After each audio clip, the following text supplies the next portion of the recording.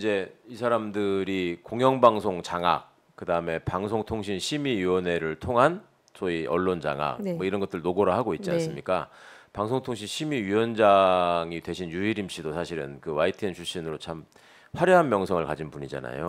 여러 가지 검찰총장 시절에 그 법조 언론인 예, 법조 언론인 네. 클럽 해가지고 여론조사에서 이것이 추미애와 그 윤석열의 네, 갈등으로 만들었던 장본인들 아닙니까? 그러니까 거기 출신들이 네, 지금 다 지금 요직을 예, 예, 예. 해서 방송 장악하려고 지금 그러게요. 예. 지금 KBS 사장으로 지명한 분도 예. 내내 다 거기 출신이고 박민 타장 박민이라는 분. 내정자죠. 네. 그러니까 이 정부의 성격을 너무나 유감없이 보여주고 있는 상황인데 오늘 지금 뵙기로 한 김에 아주 좋은 소식이 하나 또 있었습니다. 그렇습니다. 우리 네. 박문진의 권태선 이사장님, 예, 저기 가처분 사건 1심에서 이기셨다는 건 다 알고 계셨을 거고 오늘 이제 항고심 결과가 나왔는데 네. 또 승소하셨습니다. 예, 근데 KBS 사장은 또 그 기각이 됐었어요. 똑같은 재판부에서. 네. 그것도 내용을 보면 아주 가관이던데. 사실은 제가 볼 때 좀 아쉬운 거는 네. MBC 박문진 이사장님과 이사분들은 되게 좀 잘 싸우셔요. 네. 그러니까 그리고 이제 맞아요. 단호했고, 네. 예, 근데 KBS 이사분들이 좀 뭐 투쟁을 안 했다는 건 아니지만 네. MBC에 비해서는 동력이 매우 좀 낮았고, 네. 그리고 텔레비전 수신료 문제가 네. 저희 방통위에서 한 달 반 만에 시행령을 개정해가지고 네. 그 졸속 처리를 했는데 그때도 대응이 너무 없었어요. 네. 그 속상하고 그다음에 헌법재판소에 지금 그 소송으로 가 있는데 그것도 지금 언제 할지 모르는데 사실 공적 재원을 가지고 그 방송사를 옥죄는 것은 전무후무한 일이 아니겠어요? 그게 진짜 세계적으로 드문 일일 예, 거예요. 제가 정말 이건 사실 눈 떠보니 흑백 텔레비전 시대가 도래했다고 네, 말을 네, 했는데 맞아요. 예. 그게 그 칼라 텔레비전이 1981년도에 이제 도입이 네. 되면서 수신료가 원래 800원이었던 것이 2,500원이 2,500원으로, 된 네. 게 40년이 된 거고 그리고 1994년도에 이제 통합징수로 네. 해서 한국전력공사에다가 위탁한 거란 말이에요. 네. 그거는 이제 수신료를 걷는 비용이 가장 저렴하고 네. 그리고 이제 40년 동안 수신료를 올리지 않았기 때문에 그렇죠. 재원이 취약하고 네. 그래서 가장 아껴서 공영방송으로서의 역할을 하도록 네. 사회적 합의가 온 건데 네. 느닷없이 그 정순신 본부장 네. 아들 학폭 문제를 네, 네, KBS에서 단독 보도를 하고 못했다. 하루 만에 네. 스스로 물러나고 대통령이 지명 철회를 하는 걸 보면서 갑자기 3월 달에 수신료 문제를 들고 나온 거잖아요. 네, 분리징수로. 그때 KBS에서 보다 좀 적극적으로 대응했으면 그게 그렇게 손쉽게 넘어가진 않았을 거다라는 그런 아쉬움이 있고 그러다 보니까 그 큰 사건이 연루돼 있으니까 재판부에서도 사장 거치 문제를 또 확정이 되지 않았기 때문에 저는 좀 여지가 있다고 봤는데 네. 안 됐죠. 그리고 남영진 이사도 사실은 그 권익위에서 결론이 나기도 전에 네. 해임 건의를 맞습니다. 했잖아요. 네. 그 정도로 해임 건의를 해서 해촉을 한 거라면 지금 박민 KBS 사장 내정자는 후보가 될 수가 없어요. 맞습니다. 예. 네. 네.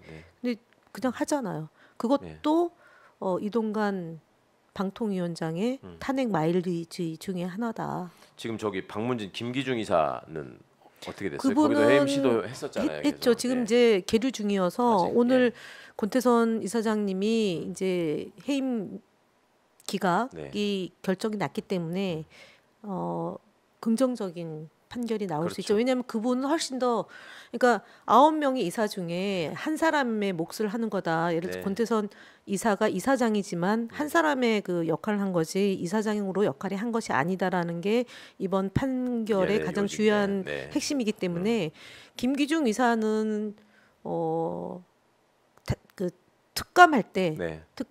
사장에 대한 감사를 배석했다는 이유로 해임 처분을 내린 거거든요. 그러니까 그분은 뭐 권익위로부터 조사받고 있는 것도 없고 네. 그다음에 박문진 특히 MBC에 대한 뭐 방만 경영이나 자료 협조나 이런 부분은 다 이사장 몫이기 때문에 특감이라는 게 방통위가 진행했던 아니요. 감사원이었던 거예요? 그러니까 박문진 자체에서 예. 예를 들어 지금 사장 예. 임명 과정에서 문제가 불거졌던 의혹 제기가 그때 됐던 뭐 주식을 주식 문제 한 거. 그거에 예, 대해 예. 자체 감사를 했죠. 박문진이 예, 박문진이 예, 자체 그 MBC 사장을 예. 임명하고 나서 네, 제3노조에서 문제 제기를 하니까 그거를 확인해 보겠다. 확인해 보겠다고 네, 그렇죠. 했는데 네. 그 자리에 이사 중에 한 명을 파견을 해서 네, 그게 네. 제대로 되는지를 봐야 지켜보는 되니까. 일인데 네, 네. 그거를 이사장이 하도록 했다고 그리고 그 자리에 갔으니까 이해 충돌 아니냐라면서 이제 제3노조에서도 문제 제기를 했고 그 문제를 가지고 이제 그 박문진 이사는 방통위에서 임명하는 거니까 자체 검사에 들어가서 그 검사 감독권을 발동해서 네. 이제 해임한 거죠. 네. 하여튼 뭐 말도 안 되는 사유를 갖다 붙여가지고 네. 그렇게 하고 예전에 저도 박문진 이사를 6년 동안 해봤잖아요. 하셨죠. 네. 그때 같이 있었던 분이 지금 뭐 다시 차기환, 한 김광동, 고영주 뭐 당대 인물들이 아주 다 거기 있고 아주 화려하더라고요. 저는 지금도 보면 느끼는 게요. 이상하게 이렇게 공영방송 쪽이나 방송 언론 관련한 무슨 위원회나 이런 데 이렇게 배치하는 사람들을 보면 자기들이 볼 때도 가장 극단적인 생각을 가진 사람들을 배치를 그래야지 하고요. 싸울 수 있거든요. 맞습니다. 네. 그리고 그래서 사실은 적어도 제가 볼 때는 이번에 이제 EBS 감사로 가신 분 있지 않습니까? 그분은 지난번 최규하 씨. 예, 네. 지난번 2021년도에 저희가 박문진 이사를 이사였죠, 심사할 그분이. 때 서류 전형에서 아마 심사는 했는 것 같아요. 면접 심사는 했고 차기환 이사의 경우는 면접에서 탈락되신 분이에요. 네. 그런데 그런 분들을 요직으로 지금 배치를 하는 거 맞습니다. 보면서 충성하는 사람에게는 반드시 보상을 한다. 그것이 불이하던 방식을 통해서든. 그러니까 이렇게. 공영방송 이사회를 그렇게 구성한 이유도 아까 방송통신위원회를 합의제 기관으로 한 이유하고 일맥상통하는 거잖아요. 네. 그러니까 공영 언론의 중요성, 그다음에 그 중립성, 독립성 이런 거를 보장하라고 한 건데 거기에 가장 극단적인 극우적인 사고를 배치한 사람들을 채워가지고 제가 이제 국회에 있을 때 시민분들이나 저기 당원분들을 만나면 그런 말씀을 하셨어요. 나는 그 회의 장면만 봐도 정말 숨이 막힐 정도로 그 억지 쓰면서 법사위 회의가 위원장부터 뭐 이렇게 진행을 하던데 네. 그 사람들하고 대면해서 어떻게 그걸 견디냐. 화면으로 보는 나도 미치겠던데 이런 말씀들을 하시거든요. 네.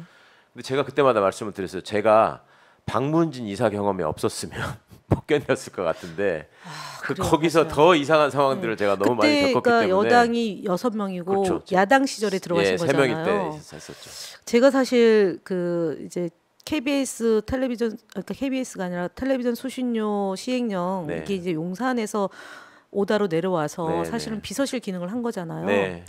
그와 동시에 진행했던 게 이제 박문진에 대한 검사 감독권 발동이었어요. 그렇죠. 그래서 그때 제가 단식을 한 거잖아요. 단식하셨잖아요. 단식을 7월 3일 날 하면서 이제 무기한 단식을 했는데 그때 도저히 진짜 할 수 있는 게 아무것도 없지 않습니까? 네. 2대 1인데. 그리고 그 전에 김효재 의원과 직무대행의 김효재 의원은 네. 똑같은 사람일까 싶을 정도로 극악무도하게 일을 처리를 했거든요. 예를 들어서 법률 검토를 해야 되는 거 아니에요? 네. 앞서 최민희 의원을 임명하지 않은 것도 지금 부작위한 위헌 그렇죠. 소송을 지금 행정법원에 낸 건데 사실 3명으로 운영하는 것도 문제잖아요. 네. 그러니까 한 명을 채워야 되는 거잖아요. 최민희 의원이 들어와야 되는데 네. 네. 최민희 의원은 임명하지 않은 채 3명인 상태에서 주요한 의사결정을 했잖아요. 네. 근데 2017년도 유사한 일이 있었어요. 당시에 네. 저희가 5월 9일 날 대통령 임명이 되면서 위원장의 임기가 종료됐어요. 예. 그래서 부위원장이었던 고삼석 위원하고 위원 둘이 있었어요. 그래서 3명의 위원으로 과연 중요한 의사결정을 해도 되는지에 대해서 그 몇 년도? 2017년도죠. 17년도에. 네. 그때 이제 그 대선이 일찍 치러지면서 네. 그리고 인수위가 없는 상태로 되니까 그렇죠. 인사청문회 절차까지 7월까지가 공석이었어요. 네. 네. 그러니까 3명, 2명 있었던 시기가 있었습니다. 네. 그래서 그 법률 검토를 했는데 4개의 법률 자문 기구에 그러니까 그 로펌에다 했는데 한 군데에서는 하면 안 된다. 네. 왜냐하면 합의제 기구이기 예, 때문에 예, 5명이 다 있어야지만 사회적인 중요한 현안을 결정할 수 있다. 네. 그래야지 나중에 소송에 걸리지 그렇죠. 않는다. 예, 이게 예. 이게 이제 한 군데에서 나왔고 또 한 군데에서는 소극적인 였는데 그럼에도 불구하고 거기서도 법제처의 유권 해석을 의뢰해서 받아라는 게 있었어요. 네. 3명이서도 의결을 할 수는 있다. 네. 왜냐하면 제적 위원이기 때문에 그래서 법 조항이 예, 제적이라고 제적으로 돼 있기 있으니까. 때문에 네.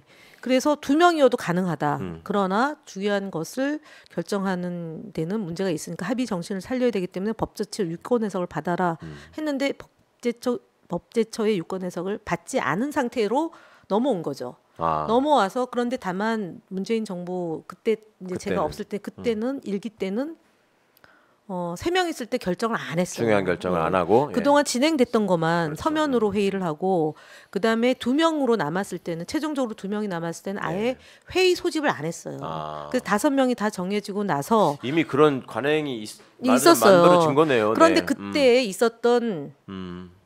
공무원이 네. 똑같이. 지금은 180도 달라져서 그 소위 말하는 방송상학의 천병이 돼서 기술자가 돼서 그 기술을 알고 있는 자가 네. 대통령 하나 바뀌었다고 네. 그걸 그 정반대로 지금 하고 있는 네. 거예요. 그래서 결국은 3명으로 있을 때 주요한 의사결정을 했잖아요. 네. 그래서 앞서 말씀드렸던 것처럼 박문진 건은 정말 이건 안 되겠다. 네. 그거는 방통위 소관이기 때문에 그렇죠. 대통령이 적어도 해임 권한을 갖고 있는 것까지는 우리가 그거는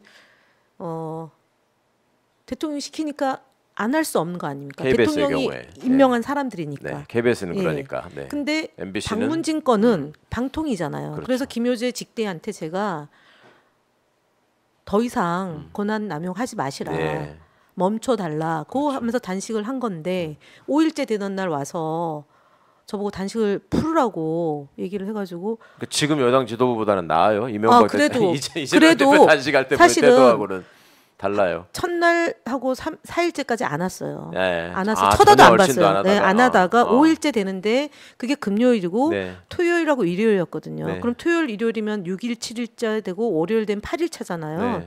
근데 사실은 제가 방통이 있으면서 한번 병원에 입원했던 적이 있어요. 그러니까 김효재 의원이 제가 스트레스로 인해서 한번 병원에 입원했던 거를 알기 때문에 아. 그런 상태로 제가 8일, 또 9일까지 단식을 가면 하시면, 바로 그것이 이제 위험 신호가 있다는 걸 이 양반이 안 거예요. 아. 그러니까 5일차 되는 날 와서 네, 네, 네. 뭘 들어주면 되겠냐. 그래서 알지 않냐. 네, 네. 멈추시라.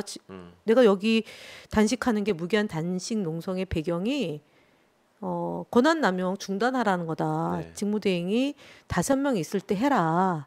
용산에서 시키는 건 어쩔 수가 없지만 방통이 직대 아니냐. 네, 네. 이거 당신 법적으로 나중에 문제가 된다.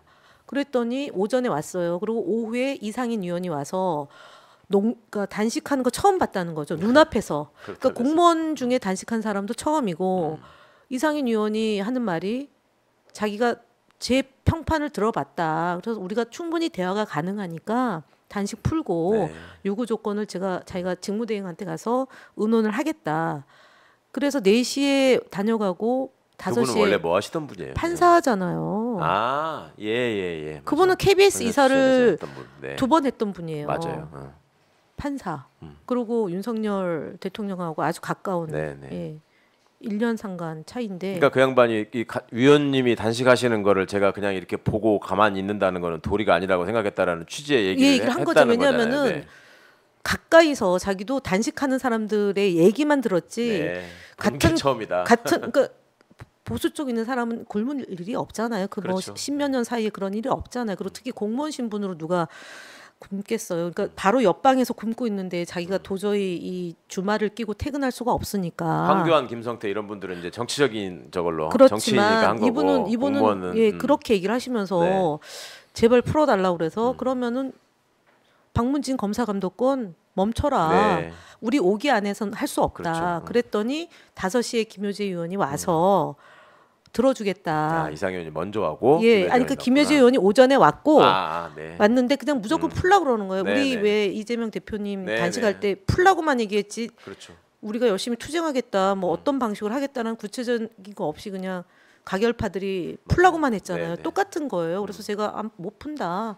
퇴근하셔라. 나는 그냥 여기서 주말에 있을 테니까. 네. 사실은 바깥에서 그때 우원식 의원님이 핵폐기수 때문에 단식 그때가 아마 11차 할 때예요. 그래서 아니 바깥에서 풍찬 노숙하면서 단식하는 분도 있는데 나는 사무실에 사니까 이건 호텔 수준이다. 그래서 나는 나의 단식은 아무것도 아니다. 네. 그래서 그냥 퇴근하시라 그랬더니 김효재 의원이 와서 그러면은 박문진 검사 감독권은 감사원 감사 끝날 때까지 안 하겠다고 하겠다. 약속을 하고 저한테 그러면은 공표를 하시라 그랬더니 그 다음 월요일 날 회의 때 하겠다고. 네. 그래서 제가 사실은 단식을 풀고 오마이뉴스 기자에게 우리 방통위 출입하는 기자한테 2차 저차 이마저마해서 단식을 풀었다고 해서 기사를 제일 먼저 내준 게 오마이뉴스 신상호 그런 일이 기자예요. 또, 네, 있으셨군요. 그렇게 하면서 한 2주를 벌었죠. 네. 근데 KBS는 이미 진행하고 있었고, 그렇죠. 근데 방문진은 2주를 벌고 그 와중에 이제 MBC 안에서도 방문진 안에서도 대응을 좀 하면서 네. 권태선 이사장이 좀 해임 네. 정지되는 것까지 해서 제가 이렇게 바람결에 들려오는 얘기로는 굉장히 혼났답니다. 누가요? 그 김효재 씨가? 두 명, 두 명 그러니까 다. 왜 상의하지 왜 않고 밀었냐. 단식을 푸는 조건으로 네. 방문진 검사 감독권을 중단했느냐. 사실은 그때 참. 그것이 아니었으면 네. 어땠을까라는, 그러니까 아마 MBC는 저항을 했겠죠. 네. 격렬하게 저항하면서 싸웠을 거라고 저는 생각하는데 그렇게 싸우지 않고 이길 수 있는 거를 그나마 조금이라도 했다. 그런 생각은 오늘 또 기각된 걸 보고 제가 한편으로 그런 생각이 들었어요. 김효재 의원께 그래도 조금은 감사해야 되겠다. 그러나 너무나 지금 쓰다린 공수처의 지금 수사 대상이고 네, 네.